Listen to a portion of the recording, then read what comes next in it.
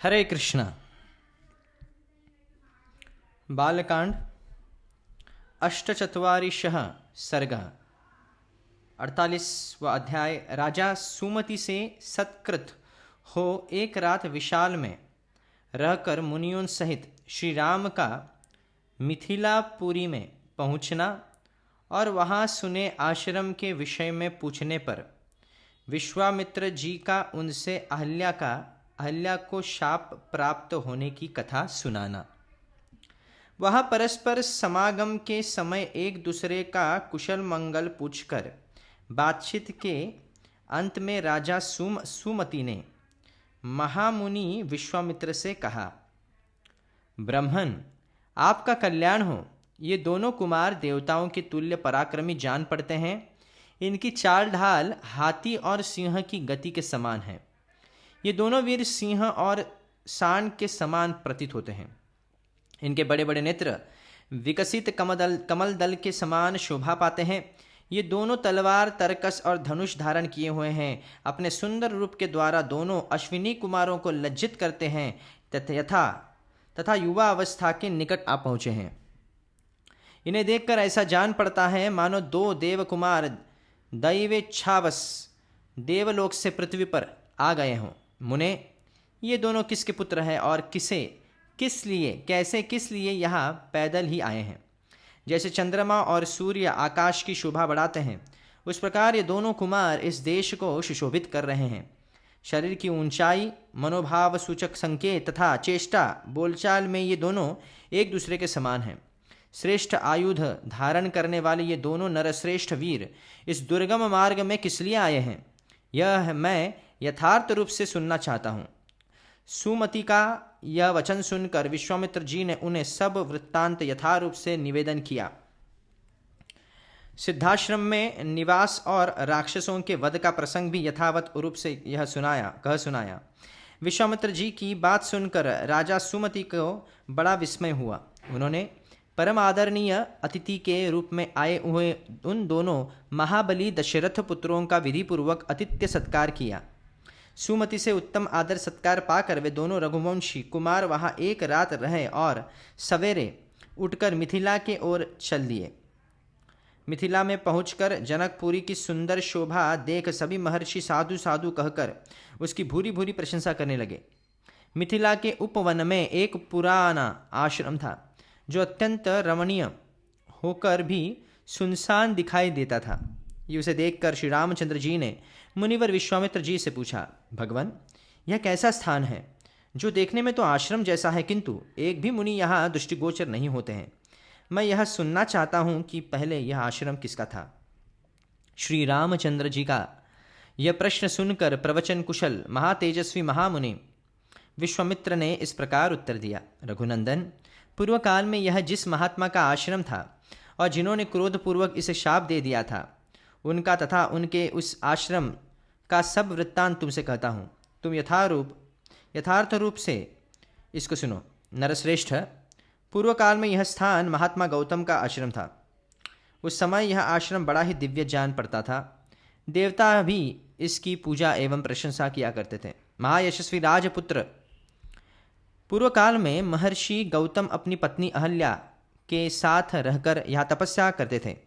उन्होंने बहुत वर्षों तक यहाँ तप किया था। एक दिन जब महर्षि गौतम आश्रम पर नहीं थे, उपयुक्त अवसर समझकर शशीपति इंद्र गौतम मुनि का वेश धारण किए वहाँ आए और अहल्या से इस प्रकार बोले, सदा सावधान रहने वाली सुंदरी, रति की इच्छा रखने वाले प्रार्थी पुरुष ऋतुकाल की प्रतीक्षा नहीं करते हैं। सुंदर कटी प्रदेश वाली सुंदरी, मैं इंद्र तुम्हारे साथ समागम करना चाहता हूँ। रघुनंदन, महर्षि गौतम का वेश धारण करके आए हुए इंद्र को पहचान कर भी उस दुर्बुद्धि नारी ने, अहो देवराज इंद्र मुझे चाहते हैं, इस कौतूहलवश उनके साथ समागम का निश्चय करके वह प्रस्ताव स्वीकार कर लिया। रति के पश्चात उसने देवराज इंद्र से संतुष्ट चित्त होकर कहा, सूर्यश्रेष्ठ, मैं आपके समागम से कृतार्थ हो गई। प्रभो, अब आप शीघ्र यहाँ से चले जाइए। देवेश्वर महर्षि गौतम के कोप से आप अपनी और मेरी भी सब प्रकार से रक्षा कीजिए। तब इंद्र ने अहल्या से हंसते हुए कहा, सुंदरी, मैं भी संतुष्ट हो गया। अब जैसे आया था उसी तरह चला जाऊंगा। श्री राम इस प्रकार अहल्या से समागम करके इंद्र जब उस कुटी से बाहर निकले, तब गौतम के आ जाने की आशंका से बड़ी उतावली के साथ वेग पूर्वक भागने का प्रयत्न करने लगे। इतने ही में उन्होंने देखा, देवताओं और दानवों के लिए भी दुर्धर्ष तपोबल संपन्न महामुनि गौतम हाथ में समिधा लिए आश्रम में प्रवेश कर रहे हैं। उनका शरीर तीर्थ के जल से भीगा हुआ है और वे प्रज्वलित अग्नि के समान उद्दीप्त हो रहे हैं। उन पर दृष्टि पड़ते ही देवराज इंद्र भय से थर्रा उठे। उनके मुख पर विषाद छा गया। दुराचारी इंद्र को मुनि का वेश धारण किए देख सदाचार संपन्न मुनिवर गौतम जी ने रोष में भरकर कहा, दुर्मते, तूने मेरा रूप धारण करके यह न करने योग्य पाप कर्म किया है, इसलिए तू विफल हो जाएगा, यानी अंडकोशों से रहित हो जाएगा। रोष में भरे हुए महात्मा गौतम के ऐसा कहते ही सहस्त्राक्ष इंद्र के दोनों अंडकोश उसी क्षण पृथ्वी पर गिर पड़े। इंद्र को इस प्रकार शाप देकर गौतम ने अपनी पत्नी को भी शाप दिया, दुराचारिणी, तू भी यहाँ कई हजार वर्षों तक केवल हवा पीकर या उपवास करके कष्ट उठाती हुई राख में पड़ी रहेगी। समस्त प्राणियों से अदृश्य रहकर इस आश्रम में निवास करेगी। जब दुर्धर्ष दशरथ कुमार राम इस घोर वन में पदार्पण करेंगे, उस समय तू पवित्र होगी। उनका आतिथ्य सत्कार करने से तेरे लोभ, मोह आदि दोष दूर हो जाएंगे और तू प्रसन्नतापूर्वक मेरे पास पहुंचकर अपना पूर्व शरीर धारण कर लेगी। अपनी दुराचारिणी पत्नी से ऐसा कहकर महातेजस्वी महातपस्वी गौतम इस आश्रम को छोड़कर चले गए और सिद्धों तथा चारणों से सेवित हिमालय के रमणीय शिखर पर रहकर तपस्या करने लगे। इस प्रकार श्री वाल्मीकि निर्मित रामायण आदि काव्य के बालकांड में 48वां सर्ग पूरा हुआ। 49 सर्गः 49वां अध्याय पितृदेवताओं द्वारा इंद्र को भेड़े के अंडकोश से युक्त करना तथा भगवान श्री राम के द्वारा अहल्या का उद्धार एवं उन दोनों दंपति के द्वारा इनका सत्कार।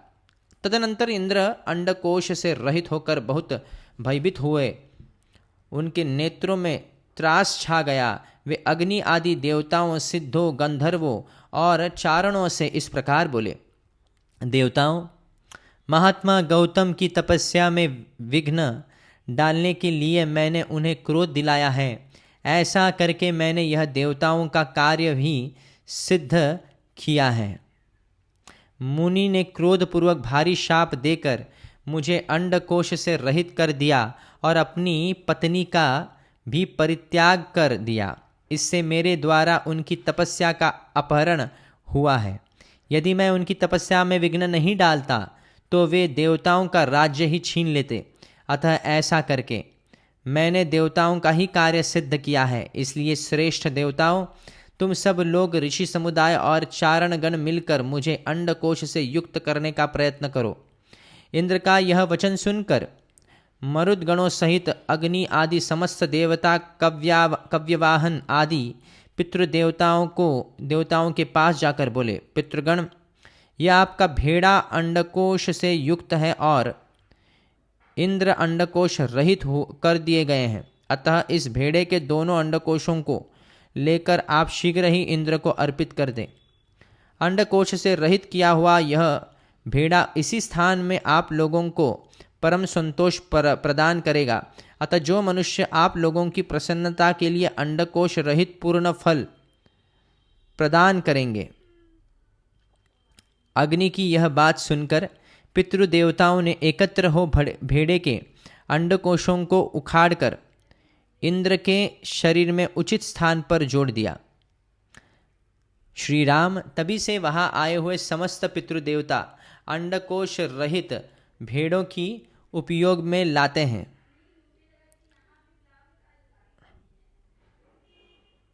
भेड़ों को ही उपयोग में लाते हैं और दाताओं को उनके दान जनित फलों के भागी बनाते हैं।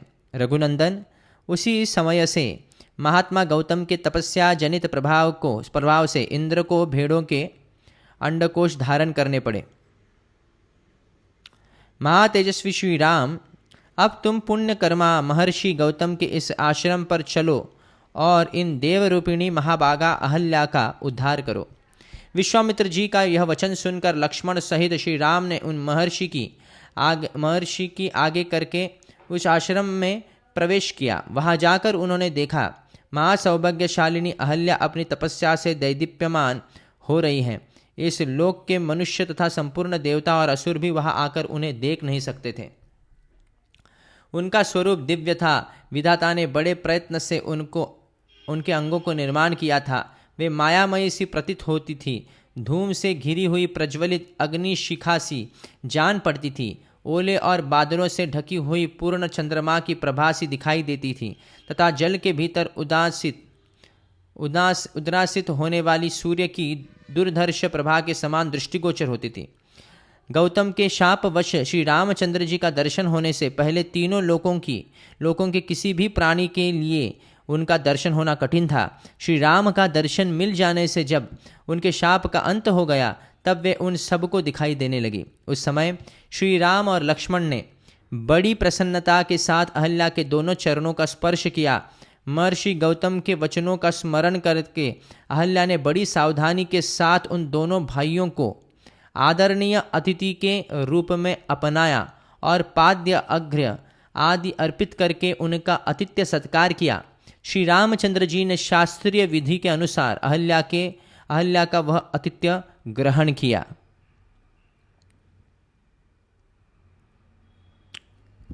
उस समय देवताओं की दुंदुभी बज उठी। साथ ही आकाश से फूलों की बड़ी भारी वर्षा होने लगी। गंधर्वों और अप्सराओं द्वारा महान उत्सव मनाए जाने लगा।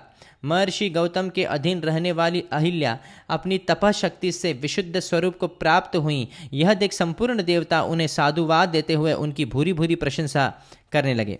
महातेजस्वी महातपस्वी गौतम भी अहिल्या को अपने साथ पाकर सुखी हो गए।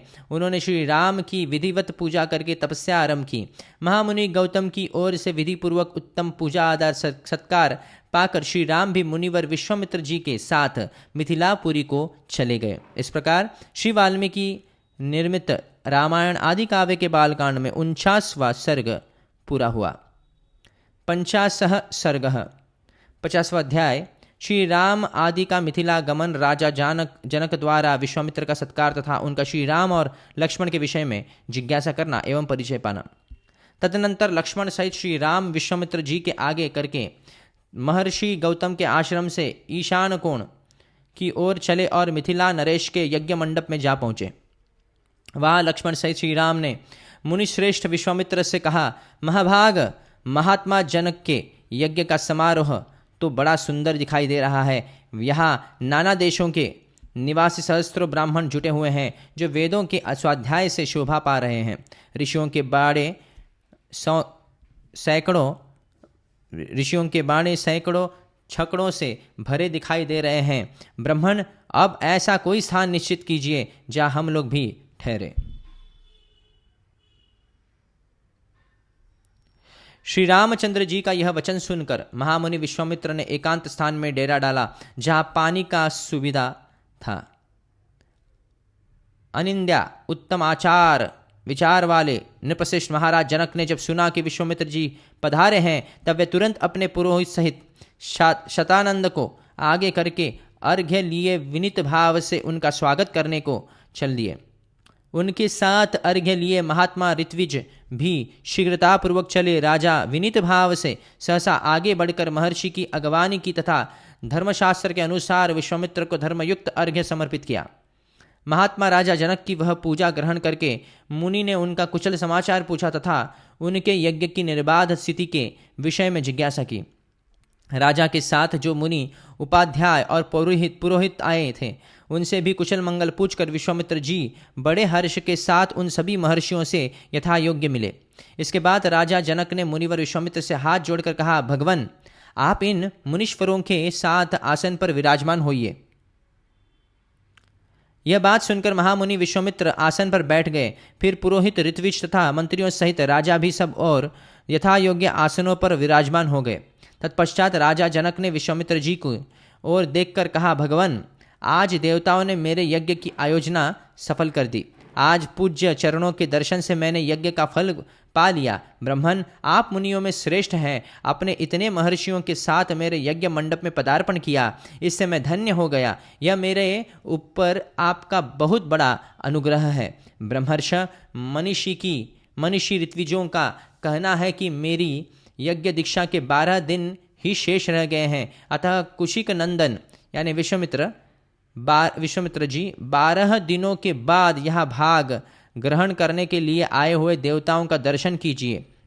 मुनिवर विश्वामित्र से ऐसा कहकर उस समय प्रसन्न मुख हुए जितेंद्रिय राजा जनक ने पुनः उनसे हाथ जोड़कर पूछा, महामुने, आपका कल्याण हो। देवता के समान पराक्रमी और सुंदर आयु धारण करने वाले ये दोनों वीर राजकुमार जो हाथी के समान मंद गति से चलते हैं, सिंह और सांड के समान जान पड़ते हैं, प्रफुल्ल कमल दल के किए हुए हैं और अपने मनोहर रूप से अश्विनी कुमारों को भी लज्जित कर रहे हैं, जिन्होंने अभी अभी यौवनावस्था में प्रवेश किया है तथा जो स्वेच्छानुसार देवलोक से उतरकर पृथ्वी पर आए हुए 2 देवताओं के समान जान पड़ते थे, किसके पुत्र हैं और यहाँ कैसे, किस लिए अथवा किस उद्देश्य से पैदल ही पधारे हैं। जैसे चंद्रमा और सूर्य आकाश की शोभा बढ़ाते हैं, उसी प्रकार ये अपनी उपस्थिति से इस देश को विभूषित कर रहे हैं। ये दोनों एक दूसरे से बहुत मिलते जुलते हैं। इनके शरीर की ऊंचाई, संकेत और चेष्टाएं प्रायः एक सी हैं। मैं इन दोनों काक पक्षधारी वीरों का परिचय एवं वृत्तांत यथार्थ रूप से सुनना चाहता हूँ। महात्मा जनक का यह प्रश्न सुनकर अमित आत्मबल से संपन्न विश्वामित्र जी ने कहा, राजन, ये दोनों महाराज दशरथ के पुत्र हैं। इसके बाद उन्होंने उन दोनों के सिद्धाश्रम में निवास, राक्षसों का वध, बिना किसी घबराहट के मिथिला तक आगमन, विशालापुरी के दर्शन, अहल्या के साक्षात्कार तथा महर्षि गौतम के साथ समागम आदि का विस्तार पूर्वक वर्णन किया। फिर उन अंत में यह भी बताया कि ये आपके यहाँ रखे हुए महान धनुष के संबंध में कुछ जानने की इच्छा से यहाँ तक आए हैं।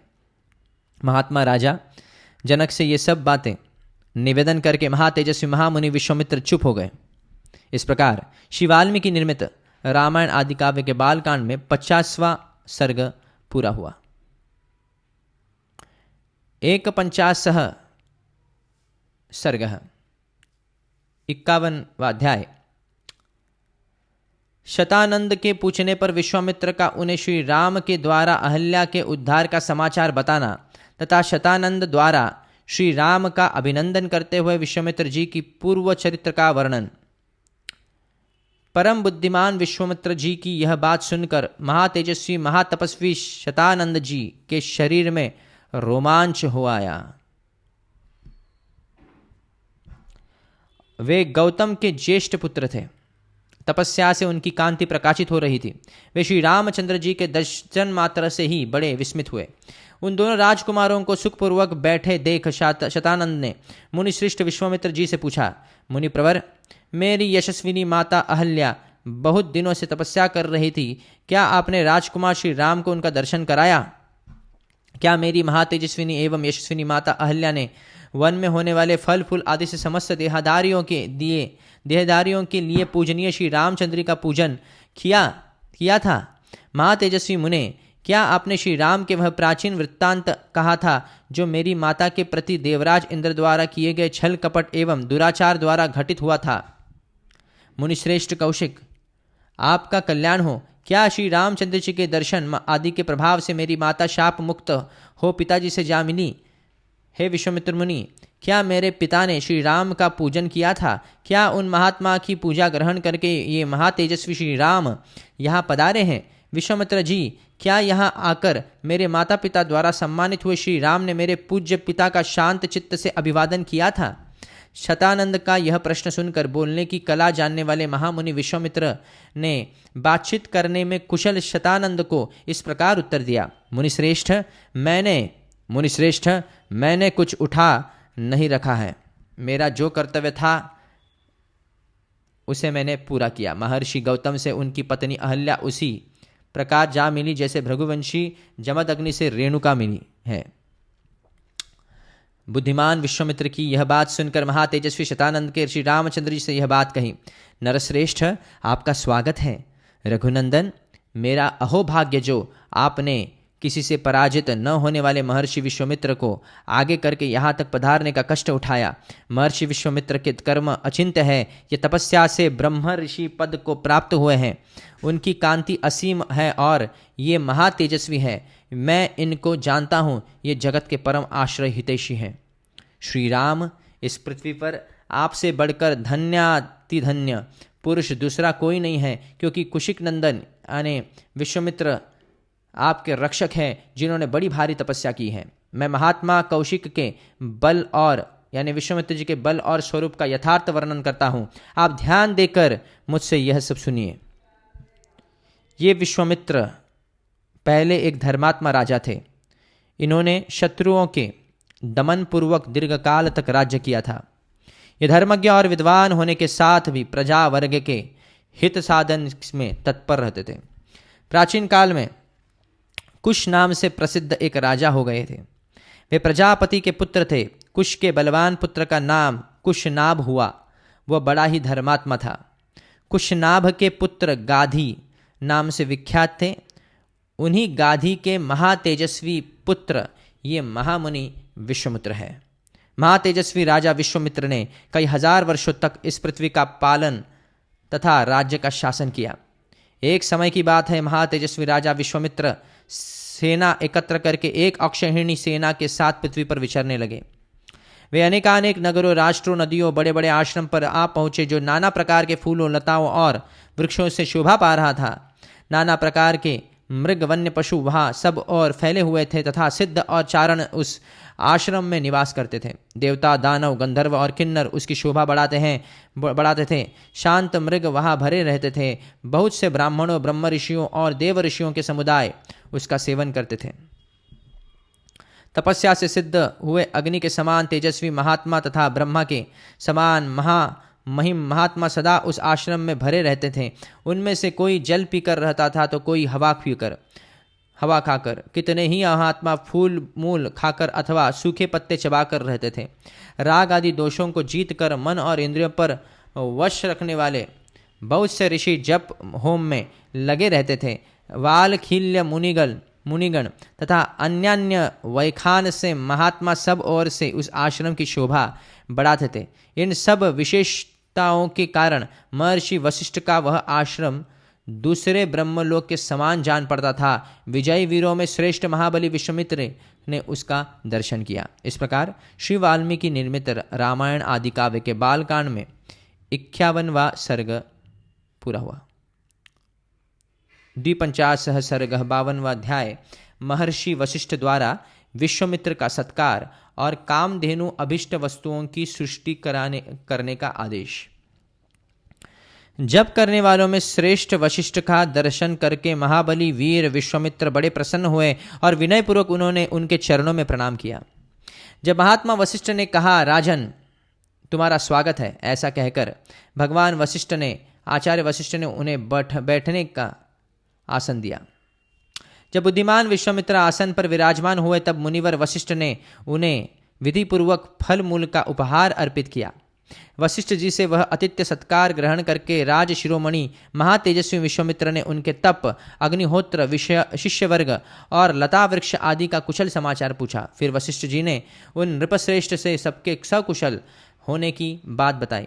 फिर जप करने वालों में श्रेष्ठ ब्रह्मकुमार महातेजस्वी वशिष्ठ ने वह सुखपूर्वक बैठे हुए राजा विश्वामित्र से इस प्रकार पूछा, राजन तुम सकुशल तो हो ना? धर्मात्मा नरेश, क्या तुम धर्मपूर्वक प्रजा को प्रसन्न रखते हुए राजोचित रीति नीति से प्रजा वर्ग का पालन करते हो? शत्रुसूदन, क्या तुमने अपने भूत्यों का अच्छी तरह भरण पोषण किया है? क्या वे तुम्हारी आज्ञा के अधीन रहते हैं? क्या तुमने समस्त शत्रुओं पर विजय पा ली है? शत्रुओं को संताप देने वाले पुरुष सिंह निष्पाप नरेश, क्या तुम्हारी सेना, कोश, मित्रवर्ग तथा पुत्र पौत्र आदि सब कुशल हैं? तब महातेजस्वी राजा विश्वामित्र ने विनयशील महर्षि वशिष्ठ को उत्तर दिया, हाँ भगवान मेरे यहाँ सर्वत्र कुशल है। तत्पश्चात वे दोनों महाधर्मात्मा पुरुष बड़ी प्रसन्नता के साथ बहुत देर तक परस्पर वार्तालाप करते रहे। उस समय एक का दूसरे के साथ बड़ा प्रेम हो गया। रघुनंदन बातचीत करने के पश्चात भगवान वशिष्ठ ने मुनिवर वशिष्ठ ने विश्वामित्र से हंसते हुए इस प्रकार कहा, महाबली नरेश, तुम्हारा प्रभाव असीम है। मैं तुम्हारा और तुम्हारी इस सेना का यथा योग्य आतिथ्य सत्कार करना चाहता हूँ। तुम मेरे इस अनुरोध को स्वीकार करो। राजन, तुम अतिथियों में श्रेष्ठ हो, इसलिए यत्रपूर्वक तुम्हारा सत्कार करना मेरा कर्तव्य है। अतः मेरे द्वारा किए गए इस सत्कार को तुम ग्रहण करो। वशिष्ठ के ऐसा कहने पर महाबुद्धिमान राजा विश्वामित्र ने कहा, मुने, आपके सत्कार पूर्ण वचनों से ही मेरा पूर्ण सत्कार हो गया। भगवान, आपके आश्रम पर जो विद्यमान है उन फल मूल पाद्य और आचमनीय आदि वस्तुओं से मेरा भली भांति आदर सत्कार हुआ है। सबसे बढ़कर जो आपका दर्शन हुआ, इससे मेरी पूजा हो गई। महाज्ञानी महर्ष, आप सर्वथा मेरे पूजनीय हैं, तो भी आपने मेरी भली भांति पूजन किया। आपको नमस्कार है। अब मैं यहाँ से जाऊँगा। आप मैत्रीपूर्ण दृष्टि से मेरी ओर देखिए। ऐसा कहते हुए राजा विश्वामित्र से उदार चेता धर्मात्मा वशिष्ठ ने निमंत्रण स्वीकार करने के लिए बारंबार आग्रह किया। तब गाधी नंदन विश्वामित्र ने उन्हें उत्तर देते हुए कहा, बहुत अच्छा, मुझे आपकी आज्ञा स्वीकार है। मुनिप्रवर, आप मेरे पूज्य हैं। आपकी जैसी रुचि हो, आपको जो प्रिय लगे वही हो। राजा के ऐसा कहने पर जप करने वालों में श्रेष्ठ मुनिवर वशिष्ठ बड़े प्रसन्न हुए। उन्होंने अपनी इस चितकबरी होम धेनु को बुलाया। जिसके पाप अथवा मैल धुल गए हैं वह कामधेनु थी। उसे बुलाकर ऋषि ने कहा, शबले, शीघ्र आओ और मेरी यह बात सुनो। मैंने सेना सहित इन राज ऋषि का महाराजाओं के योग्य उत्तम भोजन आदि के द्वारा आतिथ्य सत्कार करने का निश्चय किया है। तुम मेरे इस मनोरथ को सफल करो। षड्रस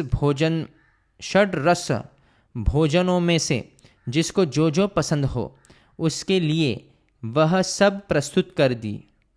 दिव्य कामधेनु, आज मेरे कहने से इस अतिथियों के लिए अभिष्ट वस्तुओं की वर्षा करो। शबले, सरस पदार्थ, अन्न, पान, लेय, चटनी आदि और चोष्य, चूसने के वस्तु से युक्त, इसे ये 6 प्रकार के रस होते हैं, से युक्त भांति वस्तुओं की सृष्टि कर दी। शीघ्रता करो, विलंब भांति के अंतरों की ढेरी लगा दी, सभी आवश्यक होने पावे। तो इस प्रकार श्री वाल्मीकि निर्मित रामायण आदि काव्य के बालकांड में 52वां सर्ग पूरा हुआ। 53 सर्ग।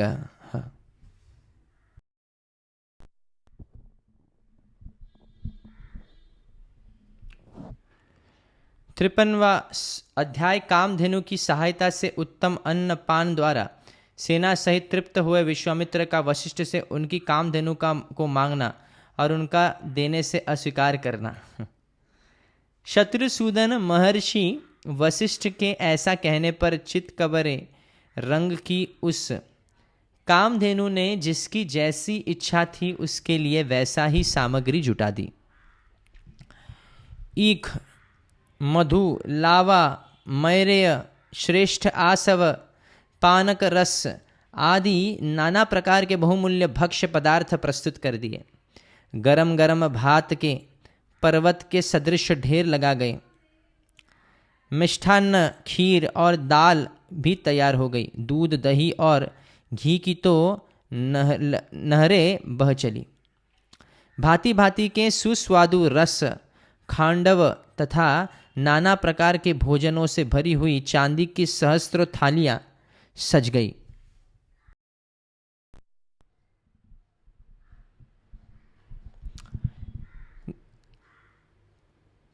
भांति भांति के सुस्वादु रस, खांडव तथा नाना प्रकार के भोजनों से भरी हुई चांदी की सहस्त्रों थालियां सज गई।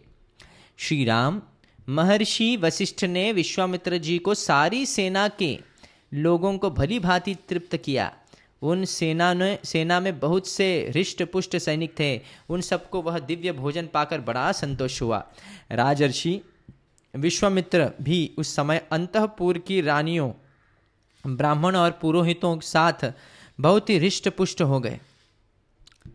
अमात्य, मंत्री और भृत्यों सहित पूजित हो वे बहुत प्रसन्न हुए और वशिष्ठ जी से इस प्रकार बोले, ब्राह्मण, आप स्वयं मेरे पूजनीय हैं, तो भी आपने मेरा पूजन किया, भली भांति स्वागत सत्कार किया, बातचीत करने में कुशल महर्षि।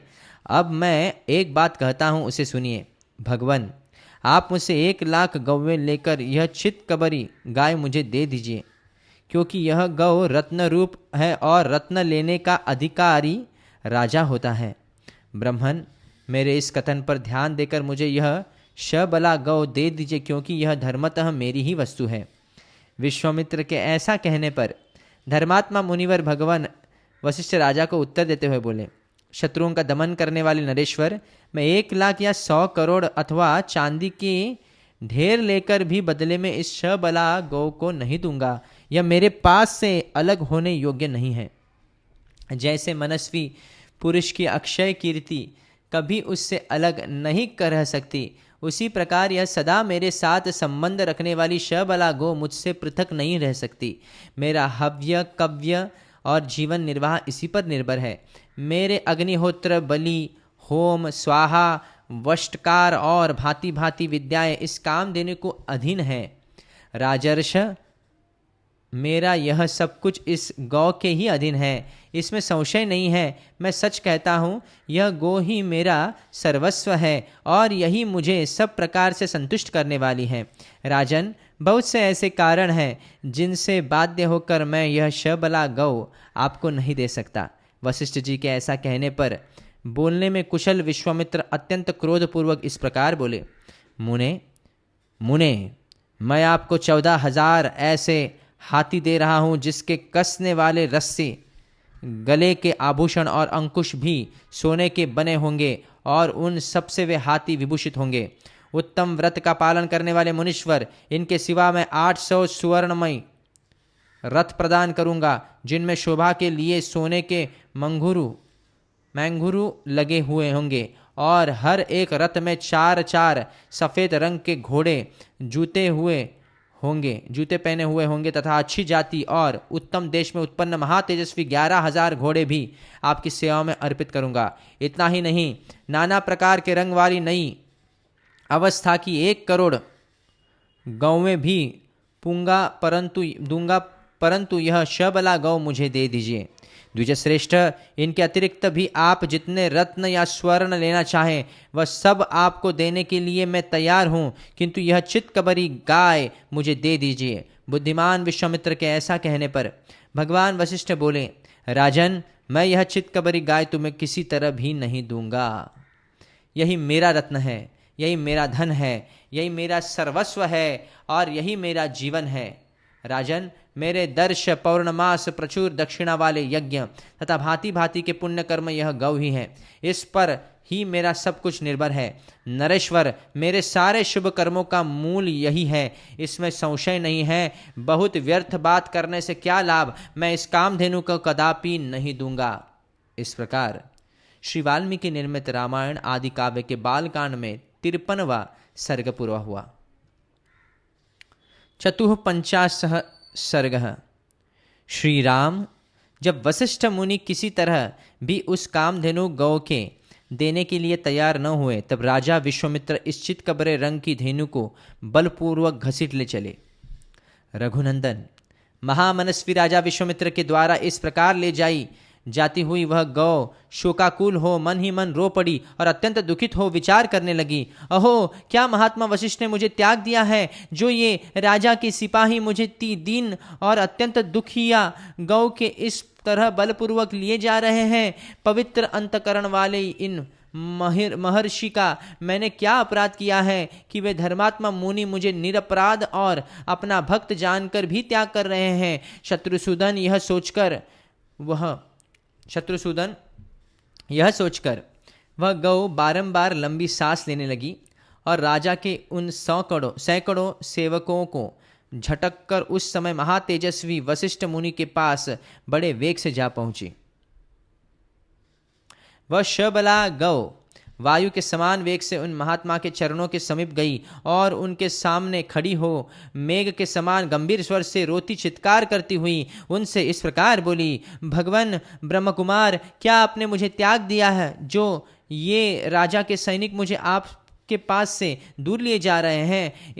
उसके ऐसा कहने पर ब्रह्मर्षि वशिष्ठ शोक से संतत हृदय वाली दुखिया बहिन के समान उस गौ से इस प्रकार बोले, शबले, मैं तुम्हारा त्याग नहीं करता। तुमने मेरा कोई अपराध नहीं किया है। ये महाबली राजा अपने बल से मतवाले होकर तुमको मुझसे छीन कर ले जा रहे हैं। मेरा बल इनके समान नहीं है। विशेषतः आजकल के ये राजा पद पर प्रतिष्ठित हैं। राजा क्षत्रिय तथा इस पृथ्वी के पालक होने के कारण ये बलवान हैं। इनके पास हाथी, घोड़े और रथों से भरी हुई यह अक्षौणी सेना है, जिसमें हाथियों के हौदों पर लगे हुए ध्वज सब और फहरा रहे हैं। इस सेना के कारण भी ये मुझसे प्रबल है। वशिष्ठ जी के ऐसा कहने पर बातचीत के मर्म को समझने वाली उस कामधेनु ने उन अनुपम तेजस्वी ब्रह्मऋषि से यह विनय युक्त बात कही, ब्राह्मण, क्षत्रिय का बल कोई बल नहीं है। ब्राह्मण ही क्षत्रिय आदि से अधिक बलवान होते हैं। ब्राह्मण का बल दिव्य है, वह क्षत्रिय बल से अधिक प्रबल होता है। आपका बल अप्रमेय है। महापराक्रमी विश्वामित्र आपसे अधिक बलवान नहीं है। आपका तेज दुर्धर्ष है। महातेजस्वी महर्षि, मैं आपके ब्रह्म बल से परिपुष्ट हुई हूँ, अतः आप केवल मुझे आज्ञा दे दीजिए। मैं इस दुरात्मा राजा के बल, प्रयत्न और अभिमान को अभी चूर्ण कर देती हूँ। श्री राम, कामधेनु के ऐसा कहने पर महायशस्वी वशिष्ठ ने कहा, इस शत्रु सेना को नष्ट करने वाली सैनिकों की सृष्टि करो। राजकुमार, उनका यह आदेश सुनकर उस गौ ने उस समय वैसा ही किया। उसके हुंकार करते ही सैकड़ों पल्लव जाति के वीर पैदा हो गए। ये सब विश्वामित्र के देखते देखते उनकी सारी सेना का नाश करने लगे। इससे राजा विश्वामित्र को बड़ा क्रोध हुआ। वे रोष से आंखें फाड़ फाड़ कर देखने लगे। उन्होंने छोटे बड़े कई तरह के अस्त्रों का प्रयोग करके उन पन्वों का संहार कर डाला। विश्वामित्र द्वारा उन सैकड़ों पन्वों को पीड़ित एवं नष्ट हुआ देख उस समय उस शबला गौ ने पुनः यवन मिश्रित शक जाति के भयंकर वीरों को उत्पन्न किया। उन यवन मिश्रित शकों से वहाँ की सारी पृथ्वी भर गई। वे वीर महापराक्रमी और तेजस्वी थे। उनके शरीर की कांति सुवर्ण तथा केसर के समान थी। वे सुनहरे वस्त्र से अपने शरीर को ढके हुए थे। उन्होंने हाथों में तीखे खड्ग और पट्टिश ले रखे थे। प्रज्वलित अग्नि के समान उद्भासित होने वाले उन वीरों ने विश्वामित्र की सारी सेना को भस्म करना आरंभ किया। तब महातेजस्वी विश्वामित्र ने उन पर बहुत से अस्त्र छोड़े। उन अस्त्रों की चोट खाकर वे यवन, काम्बोज और बर्बर जाति के योद्धा व्याकुल हो उठे। इस प्रकार श्री वाल्मीकि निर्मित रामायण आदि काव्य के बालकांड में 54वां सर्ग पूरा हुआ। 50 सर्ग 55 अध्याय।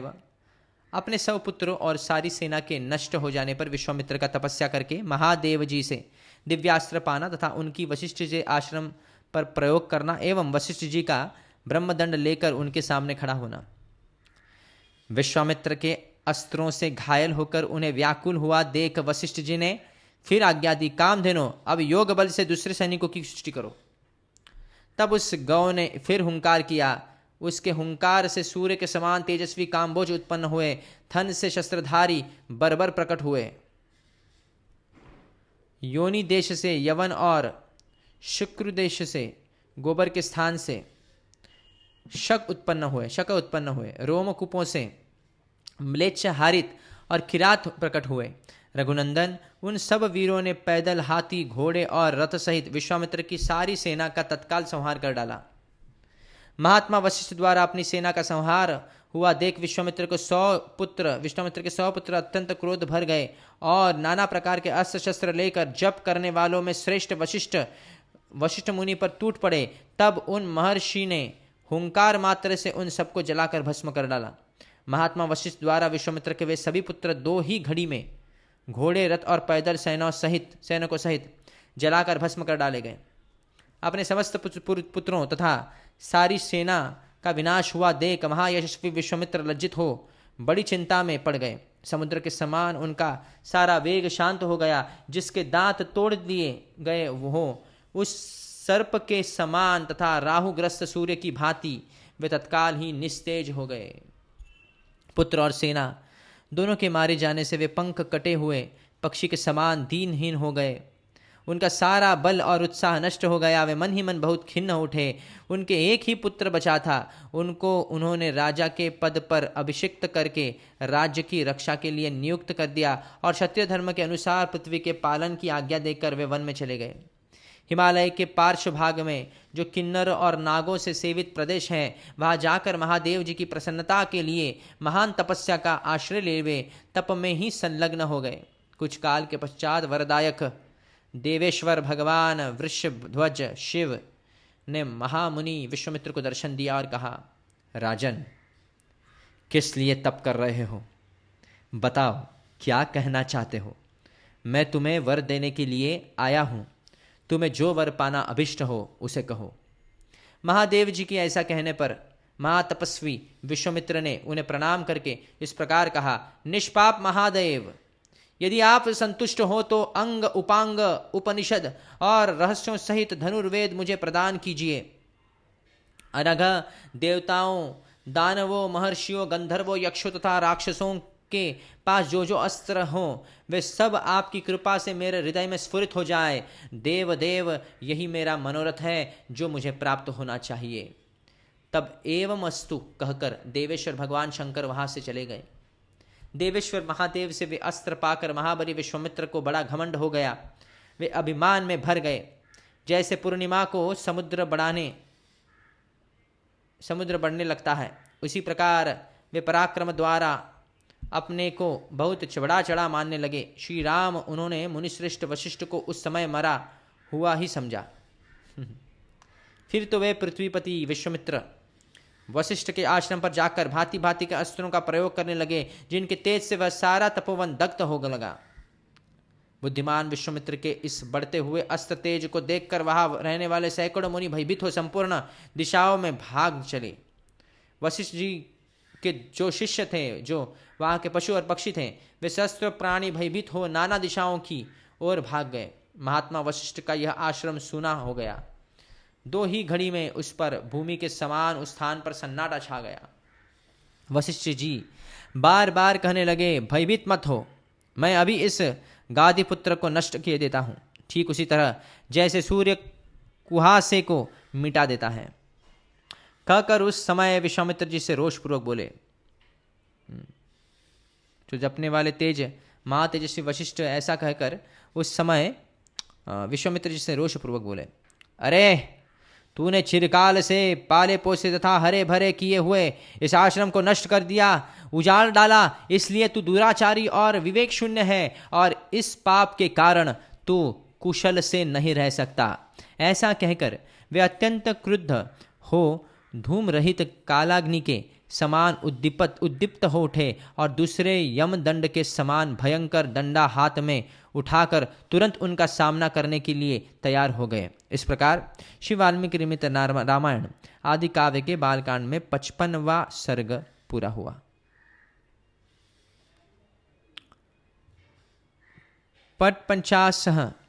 षट्पंचाशः सर्गः 56वां अध्याय। विश्वामित्र द्वारा वशिष्ठ जी पर नाना प्रकार के दिव्यास्त्रों का प्रयोग और वशिष्ठ द्वारा ब्रह्मदंड से ही उनका शमन एवं विश्वामित्र का ब्राह्मणत्व की प्राप्ति के लिए तप करने का निश्चय। वशिष्ठ जी के ऐसा कहने पर महाबली विश्वामित्र आग्नेयास्त्र लेकर बोले, अरे खड़े रह, खड़ा रह, खड़ा रह, खड़ा रह, ऐसे बोलते हैं विश्वामित्र वशिष्ठ जी से।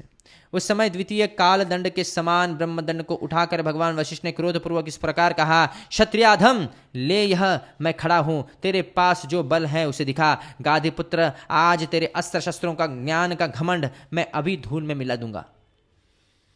क्षत्रिय कूल कलंक, कहा तेरा शास्त्र बल और कहा महान ब्रह्म बल, मेरे दिव्य ब्रह्म बल को देख ले। गादीपुत्र विश्वामित्र का वह उत्तम एवं भयंकर अग्नेयास्त्र वशिष्ठ जी के ब्रह्मदंड से इस प्रकार शांत हो गया जैसे पानी पड़ने से जलती हुई आग का वेग। जब गाधीपुत्र विश्वामित्र ने कुपित होकर वारुण, रौद्र, ऐद्र, पाशुपत और ऐशिक नामक अस्त्रों का प्रयोग किया, रघुनंदन उसके पश्चात क्रमशः मानव, मोहन, गांधर्व, स्वापन, जृंभण, मादन, संतापन, विलापन, शोषण, विदारण, सुदुर्जय, वज्रास्त्र, ब्रह्मपाश, कालपाश, वारुणपाश, परम प्रिय पिनाकास्त्र, सुखी गीली, 2 प्रकार के अशनि, दंडास्त्र, पैशाचास्त्र, क्रौंचास्त्र, धर्मचक्र, कालचक्र, विष्णुचक्र, वायव्यास्त्र, मंथनास्त्र, हयशीरा, 2 प्रकार को शक्ति, कंकाल, मुसल, महान, वैद्याधरास्त्र, दारुण कालास्त्र, भयंकर त्रिशूलास्त्र, कपाल अस्त्र और कंकणास्त्र, ये सभी अस्त्र उन्होंने वशिष्ठ जी के ऊपर चलाए। जपने वाले में श्रेष्ठ महर्षि वशिष्ठ पर इतने अस्त्रों का प्रहार वह एक अद्भुत सी घटना थी, परंतु ब्रह्मा के पुत्र वशिष्ठ जी ने उन सभी अस्त्रों के केवल अपने डंडे से ही नष्ट कर दिया। उन सब अस्त्रों के शांत हो जाने पर गाधी नंदन विश्वामित्र ने ब्रह्मास्त्र का प्रयोग किया। ब्रह्मास्त्र को उद्यत देख अग्नि आदि देवता, देवर्षि, गंधर्व और बड़े बड़े नाग भी दहल गए। ब्रह्मास्त्र के ऊपर उठते ही तीनों लोकों के प्राणी थर्रा उठे। राघव, वशिष्ठ जी ने अपने ब्रह्म तेज के प्रभाव से उस महाभयंकर ब्रह्मास्त्र को भी ब्रह्मदंड के द्वारा ही शांत कर दिया। उस ब्रह्मास्त्र को शांत करते समय महात्मा वशिष्ठ का वह रौद्र रूप तीनों लोगों को मोह में डालने वाला और अत्यंत भयंकर जान पड़ता था। महात्मा वशिष्ठ के समस्त रोमकूपों में से किरणों की भांति धूम युक्त आग की लपटें निकलने लगी। वशिष्ठ जी के हाथ में उठा हुआ द्वितीय यमदंड के समान वह ब्रह्मदंड धूम रहित कालाग्नि के समान प्रज्वलित हो रहा था। उस समय समस्त मुनिगण मंत्र जपने वाले में श्रेष्ठ वशिष्ठ मुनि की स्तुति कर रहे, बोले, ब्रह्मन, आपका बल अमोघ है, आप अपने तेज को अपनी ही शक्ति से समेट लीजिए। महाबली विश्वामित्र आपसे पराजित हो गए। मुनि श्रेष्ठ, आपका बल अमोघ है, अब आप शांत हो जाइए, जिससे लोगों की व्यथा दूर हो। महर्षियों के ऐसा कहने पर महातेजस्वी महाबली वशिष्ठ जी शांत हो गए और पराजित विश्वामित्र लंबी सांस खींचकर यो बोले, क्षत्रिय के बल को धिक्कार है। ब्रह्म तेज से प्राप्त होने वाला बल ही वास्तव में बल है, क्योंकि आज तक ब्रह्मदंड ने मेरे सभी अस्त्र नष्ट कर दिए। इस घटना को प्रत्यक्ष देखकर अब मैं अपने मन और इंद्रियों को निर्मल करके उस महान तप का अनुष्ठान करूंगा जो मेरे लिए ब्रह्मणत्व की प्राप्ति का कारण होगा। इस प्रकार वाल्मीकि निर्मित रामायण आदि काव्य के बालकांड में 56वां सर्ग पूरा हुआ। 57 सर्ग 57वां अध्याय। विश्वामित्र की तपस्या। राजा त्रिशुंक का अपना यज्ञ कराने के लिए पहले वशिष्ठ जी से प्रार्थना करना और उनके इनकार कर देने पर उन्हीं के पुत्रों की शरण में जाना। श्री राम। तदनंतर विश्वामित्र अपनी पराजय की याद करके मन ही मन संतप्त होने लगे। महात्मा वशिष्ठ के साथ वैर बांधकर महातपस्वी विश्वामित्र बारंबार लंबी सांस खींचते हुए अपनी रानी के साथ दक्षिण दिशा में जाकर अत्यंत उत्कृष्ट एवं भयंकर तपस्या करने लगे। वह मन और इंद्रियों को वश में करके वे फल मूल का आहार करते तथा उत्तम तपस्या में लगे रहते थे। वही उनके हविष्पंद, मधुष्पंद, दृढ़ नेत्र और महारथ नामक 4 पुत्र उत्पन्न हुए, जो सत्य और धर्म में तत्पर रहने वाले थे। 1000 वर्ष पूरे हो जाने पर लोक पितामह ब्रह्मा जी ने तपस्या के धनी विश्वामित्र को दर्शन देकर मधुर वाणी में कहा, कुशिक नंदन, तुमने तपस्या के द्वारा राज ऋषियों के लोकों पर विजय पाई है। इस तपस्या के प्रभाव से हम तुम्हें सच्चा राज ऋषि समझते हैं। यह कहकर संपूर्ण लोकों के स्वामी ब्रह्मा जी देवताओं के साथ स्वर्ग लोक होते हुए ब्रह्मलोक को चले गए। उनकी बात सुनकर विश्वामित्र का मुख लज्जा से कुछ झुक गया। वे बड़े दुख से व्यतीत हो दीनतापूर्वक मन ही मन यो कहने लगे, अहो, मैंने इतना बड़ा तप किया तो भी ऋषियों सहित संपूर्ण देवता मुझे राज ऋषि ही समझते हैं। मालूम होता है इस तपस्या का कोई फल नहीं हुआ। श्री राम। मन में ऐसा सोचकर अपने मन को वश में रखने वाले महातपस्वी धर्मात्मा विश्वामित्र पुनः भारी तपस्या में लगे गए। उसी समय इक्ष्वाकु कुल की कीर्ति बढ़ाने वाले एक सत्यवादी और जितेंद्रिय राजा राज्य करते थे। उनका नाम था त्रिशंकु।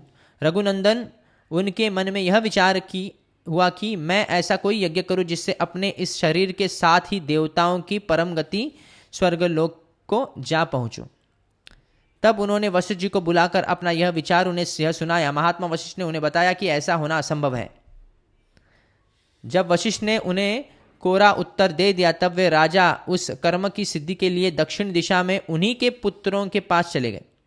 वशिष्ठ जी के वे पुत्र जहां दीर्घकाल से तपस्या में प्रवृत्त होकर तप करते थे, उस स्थान पर पहुंचकर महातेजस्वी त्रिशंकु ने देखा कि मन को वश में रखने वाले वे ऐसी परम तेजस्वी वशिष्ठ कुमार तपस्या में संलग्न है। उन सभी महात्मा गुरुपुत्रों के पास जाकर उन्होंने क्रमशः उन्हें प्रणाम किया और लज्जा से अपने मुख को कुछ नीचा किए हाथ जोड़कर उन सब महात्माओं से कहा, गुरुपुत्रों, आप शरणागत वत्सल हैं। मैं आप लोगों की शरण में आया हूँ, आपका कल्याण हो। महात्मा वशिष्ठ ने मेरा यज्ञ करना अस्वीकार कर दिया है। मैं एक महान यज्ञ करना चाहता हूँ, आप लोग उसके लिए आज्ञा दें। मैं समस्त गुरुपुत्रों को नमस्कार करके प्रसन्न करना चाहता हूँ। आप लोग तपस्या में संलग्न रहने वाले ब्राह्मण हैं। मैं आपके चरणों में मस्तक रखकर यह याचना करता हूँ कि आप लोग एकाग्रचित हो मुझसे मेरी इस शरीर के साथ ही देवलोक में जा सकूं। तपोधनों, महात्मा वशिष्ठ के अस्वीकार कर देने पर अब मैं अपने लिए समस्त गुरुपुत्रों की शरण जाने की सिवा दूसरी कोई गति नहीं देखता। समस्त इक्ष्वाकु वंशियों के लिए पुरोहित वशिष्ठ जी ही परम गति है। उनके बाद आप सब लोग ही मेरे परम देवता है।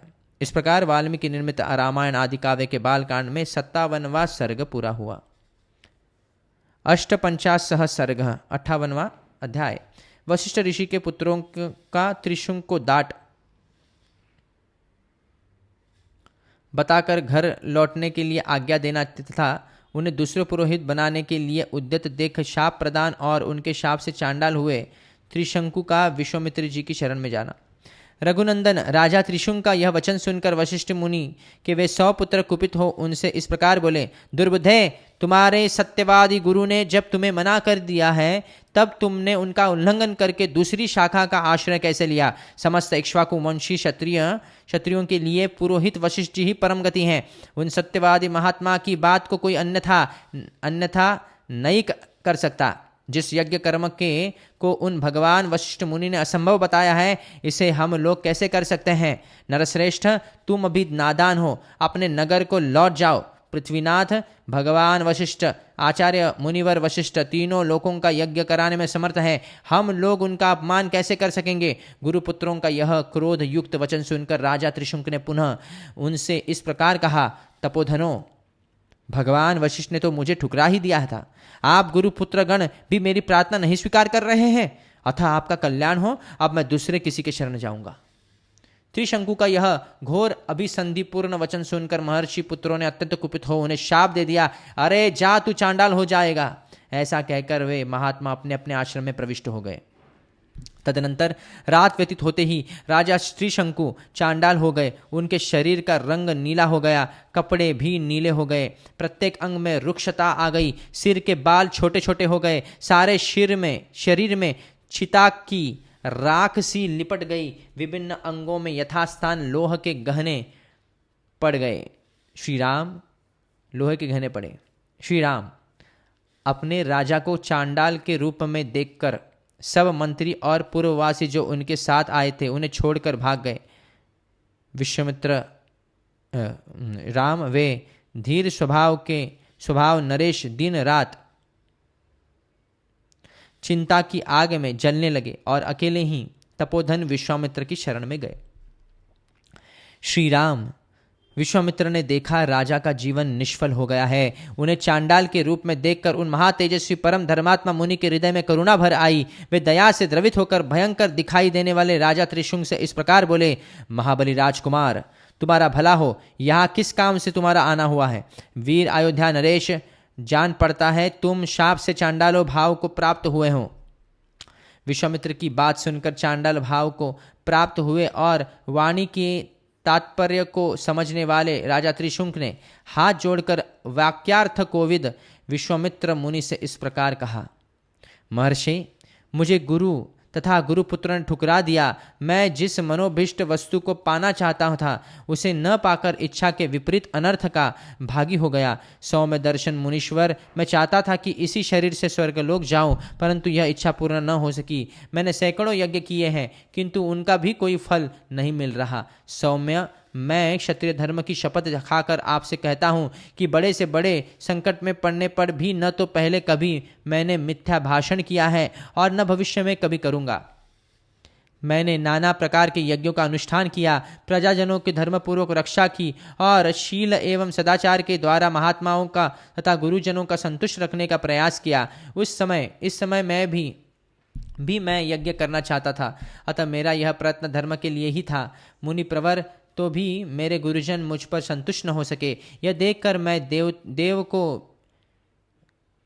को ही बड़ा मानता हूँ। पुरुषार्थ जो तो निरर्थक जान पड़ता है। दैव सब पर आक्रमण करता है, दैव ही सबके परम गति है। मुने, मैं अत्यंत आर्त होकर आपकी कृपा चाहता हूँ। दैव ने मेरे पुरुषार्थ को दबा दिया है। आपका भला हो, आप मुझ पर अवश्य कृपा करें। अब मैं आपकी सेवा दूसरे किसी के शरण में नहीं जाऊँगा। दूसरा कोई मुझे शरण देने वाला है भी नहीं। आप ही अपने पुरुषार्थ से मेरे दुर्दैव को पलट सकते हैं। इस प्रकार श्री वाल्मीकि निर्मित रामायण आदि काव्य के बालकांड में 58वां सर्ग पूरा हुआ।